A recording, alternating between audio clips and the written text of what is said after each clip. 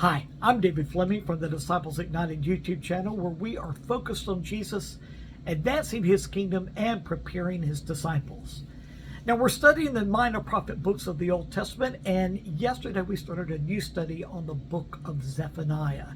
And yesterday we learned how Zephaniah was given a very unique name. In the Hebrew, it literally means Yahweh hides. Now, why is that name so important? Because we understand that God had his hand upon Zephaniah and was literally hiding him, protecting him from all danger that would surely have come his way, because he was most likely born during the reign of Manasseh, the most wicked, vile man that had ever been upon the throne of the kingdom of Judah. Oh, Manasseh surely would have killed him if he knew that God was going to use him in the way that he did.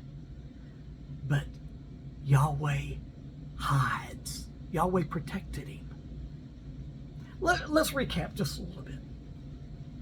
We realized, and we studied yesterday, how Zephaniah was most likely born during the reign of Manasseh, the most vile and wicked king that ever was upon the throne of the kingdom of Judah.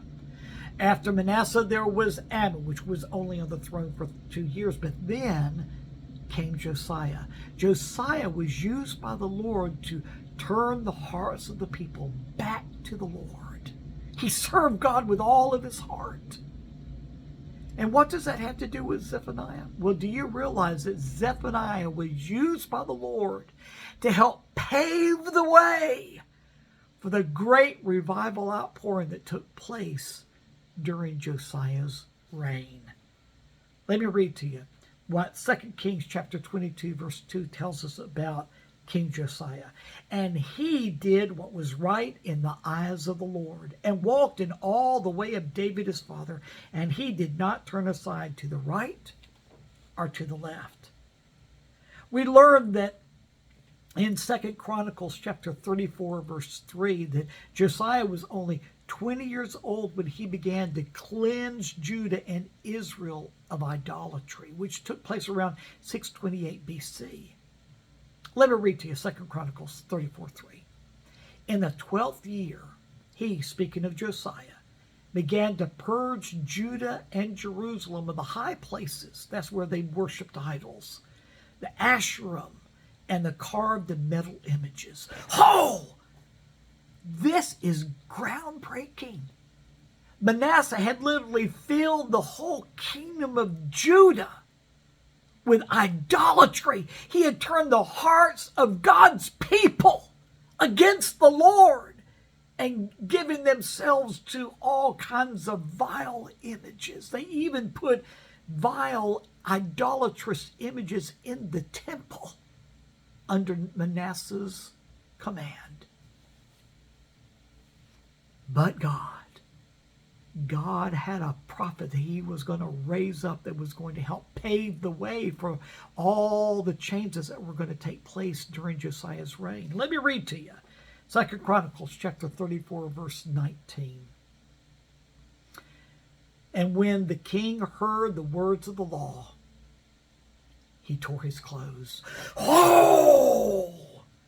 Josiah already had a heart that was just seeking after the Lord, and now he's heard the word of the Lord that was found after he started making some real cleansing of the temple of all these idols.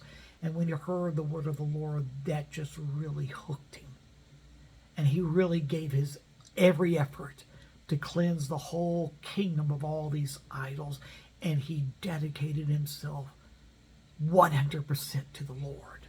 Listen to this. Zephaniah's prophecies that came right before that helped prepare the way for the revival movements that were experienced during Josiah's reign. Oh, God knew exactly what he was doing. Yes, things were bad in Manasseh's reign, but God had a prophet named Zephaniah that he was going to raise up with a powerful word of the Lord. And he was going to have that word listened to by Josiah.